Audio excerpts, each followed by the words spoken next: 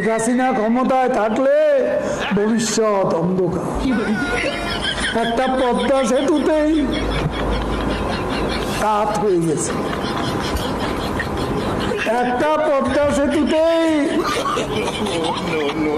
আপনাদের বুকের ব্যথা বেড়ে গেছে। গেলাগো হাসিনা ফা, আজকে একটা বিচার দিতাম। বলো। আমি তো আর্জেন্টিনার করি, কিন্তু ব্রাজিলের পোলা মানে বেশি বাড়াবাড়ি করতেছে। বেশি বাড়াবাড়ি করলে আবার জেলে পাঠিয়ে দেবো। কোনো